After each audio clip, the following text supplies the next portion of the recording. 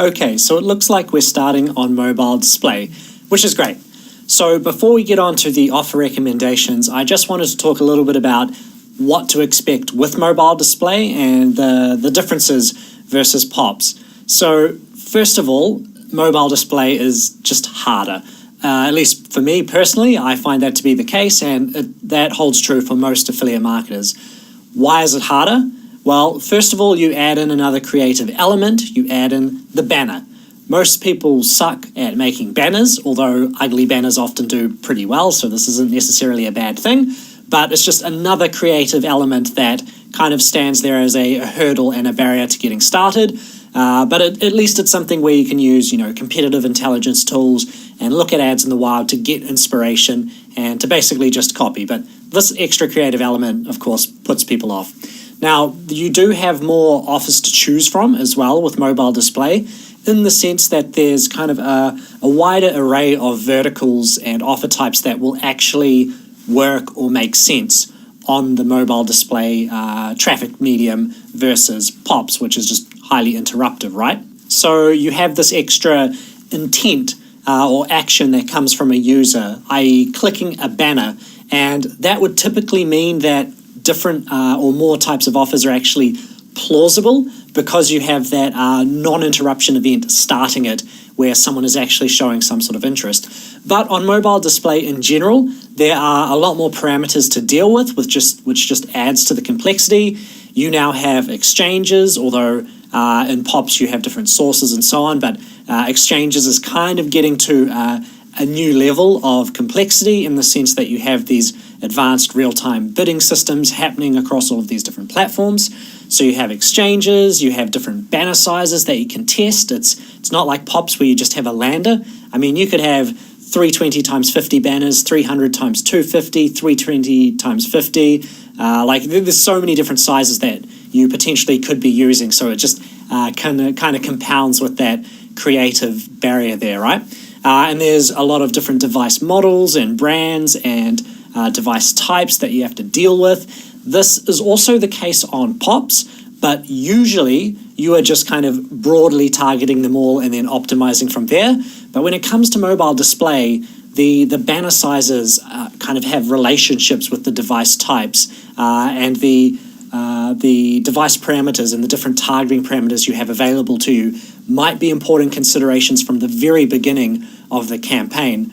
And of course, across all of these, you have different CPMs. So you have all of these different variations and variables, and the cost of the traffic varies throughout all of them and across the exchanges. So hopefully that doesn't put you off. Things are complicated in affiliate marketing, sure, but I just want to be straight up with you that compared to POPs, mobile display generally is something that people find a lot more confusing. So on to what offers actually work on mobile display. Well, as I said, there's a lot more that you can actually run because you have a bit of diversification in terms of the creative assets and getting people engaged and so on, and it's less interruptive. This is a good thing, but at the same time, mobile display is generally very competitive, much like POPs, and there's a lot more brands around usually who are raising the CPM. So it depends on the traffic source that you go to. Certainly if you go to something like AdMob or Google Display Network, there's a ton of brands. On the more affiliate-focused traffic sources, the mobile DSPs, there might not be as many brands, but there is certainly going to be more brands around than on POPs. So you kind of have this extra competitor, this brand advertiser that is just vaguely said to raise CPMs across the board, right? Now, with offers, as always, you'll want to focus on offers that are very good at converting people. So this isn't Google search where someone searches for a solution to a problem and you just give them some very relevant offer. This is another traffic source where the user intent is relatively low. It's not low like POPs, but most people are very familiar with and kind of sick of banners, right? So there's a reason that the web is kind of moving towards native type advertising and advertising which is kind of rich media and integrates with and kind of gels with the actual app or platform or site that they're using. So people are not really that interested in banners anymore. Click-through rates have always been going down, all of this kind of stuff, which again just makes it harder to run things without having something that is very good at actually converting people. So this comes back to the idea of monetization.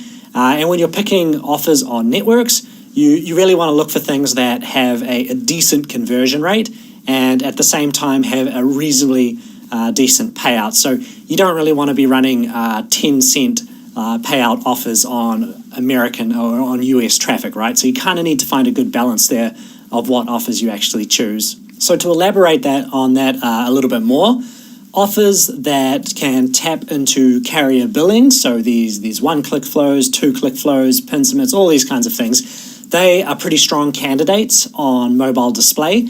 Again, because of that monetization, they can take these mobile users and can actually get money out of them or monetize them relatively effectively. And at the end of the day, the advertiser needs to make money for the offers to even work at all, right? App installs, like very simple app installs, are strong candidates as well, in the sense that they're easy to convert, in the sense that the user flow for conversion is usually quite straightforward for people using mobile devices. And remember that there's no desktop component now, right? So some of the stuff that you could run on POPs is just completely eliminated on mobile display because it's just there is no desktop display, right? There's no equivalent desktop traffic that you're getting on these mobile DSPs. With things like app installs, one of the benefits you have is that you can really dive into angles and ad copy and testing a lot of psychology and conversion kind of optimization and so on with these app installs. They're very much angle driven, like coming up with interesting persuasive angles to really connect with the users and so on. So that's an area where you can get a little bit more creative. But then, yeah, with the monetization, the one-click flows and so on are just, again, very strong candidates. But ultimately, anything that you can do on mobile POPs, you can probably do on mobile display. Typically, you'll see a bit of alignment there in the sense that what is kind of hot on affiliate networks and is being run on POPs is probably kind of similar on mobile display and vice versa, with a few exceptions. One exception, which I will note, is sweepstakes. I think sweepstakes is definitely a lot more popular on pop-up traffic than it is on mobile display for whatever reason. Okay, so to finish off, I'll refer you to the offer guide document that will be attached to this video, this module, where we'll have a selection of offers that we think are good fits for mobile display, that are kind of your springboard for starting, testing, and so on. And remember that you could always take what you have been doing on POPs, if you have something that's working, and trying it out on mobile display as well. I mean, why not? See how it does on a completely different traffic source. It's kind of one of the best split tests that you can do in the beginning when you have something that's kind of proven in a certain domain. So I'll let you look at that document and see all of those actual recommendations, and of course reach out to us with any questions you have about them. And we'll also provide some tips and guidance from experienced mobile display affiliate marketers, which you'll be able to see in the resources as well. So there's a few key things in there that you'll definitely want to take note of that will help you avoid some pitfalls with certain mobile display traffic sources and generally just be a smarter marketer. Okay, so that's all. I'll leave you to your mobile display campaigns, and like always, wish you the best of luck with those. Just remember to keep testing, because if the first thing you try works, it's probably just luck. And yeah, good luck. I'll see you in the next video.